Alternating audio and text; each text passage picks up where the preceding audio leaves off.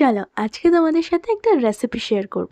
রেসিপিটার নাম হচ্ছে লেবু লঙ্কা মুরগি বা গন্ধরাজ চিকেন। রোজকারের একরকম চিকেনের ঝোল বা কষার বাইরেও একটু অন্যরকম রান্না মাঝে মাঝে কিন্তু দারুণ লাগে। এবার বলি কি করে এটা বানাতে হবে। প্রথমে একটা পাত্রের মধ্যে লাগবে অল্প একটু টক দই, তার সাথে রসুন বাটা, আদা বাটা, গোলমরিচ গুঁড়ো, হলুদ গুঁড়ো, স্বাদ মতো নুন, আর তার সাথে লাগবে একটা গন্ধরাজ লেবু। এবার এই গন্ধরাজ লেবুর গাটাকে গ্রেটার দিয়ে একটু ঘষে ওর মধ্যে দিয়ে দিতে হবে, আর লাগবে ওর মধ্যে গন্ধরাজ লেবুর একটু রস আর অল্প একটু সাদা তেল। এবার এইটাকে ভালো করে মিক্স করতে হবে। মিক্স করা হয়ে গেলে এর মধ্যে আগে থেকে ধুয়ে পরিষ্কার করে রাখা চিকেন দিয়ে ভালোভাবে ম্যারিনেট করে কমপক্ষে আধা ঘন্টা এভাবেই রেখে দিতে হবে। এবার আসি রান্নাটার দ্বিতীয় পার্টে, যার জন্য লাগবে কয়েকটা তেজপাতা, গোটা গোলমরিচ, গোটা এলাচ আর দারচিনি। এরপর একটা কড়াই বসিয়ে কড়াইতে খানিকটা সাদা তেল দিতে হবে। তেল গরম হয়ে গেলে তার মধ্যে এই গোটা মশলাটা ফোড়ন দিয়ে একটু নাড়াচাড়া করে দিয়ে দিতে হবে পেঁয়াজ বাটা। এবার এই পেঁয়াজ বাটাটাকে 5 মিনিট মতন ভেজে নিয়ে ওর মধ্যে দিতে হবে আদা রসুন বাটা আর কাঁচা লঙ্কা বাটা।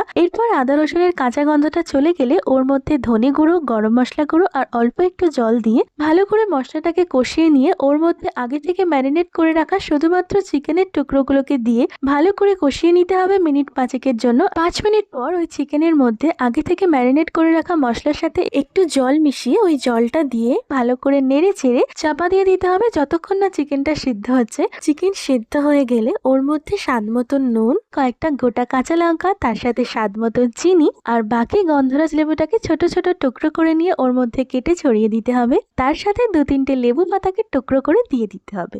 এরপর সবকিছুকে ভালোভাবে মিশিয়ে নিয়ে 2-3 মিনিটের জন্য চিকেনটাকে চাপা দিয়ে রাখতে হবে, যাতে এই লেবু লঙ্কার অ্যারোমাটা খুব ভালোভাবে চিকেনটার সাথে মিশে যায়। আর 2-3 মিনিট পরেই রেডি আমাদের গন্ধরাজ চিকেন বা লেবু লঙ্কা মুরগি। এটার স্বাদ কিন্তু জাস্ট দুর্দান্ত হয়। তো তোমরাও ঝটপট করে রেসিপিটা ট্রাই করে ফেলো, আর তোমাদের কেমন লাগলো আমাকে কিন্তু কমেন্ট করে জানাতে ভুলো না।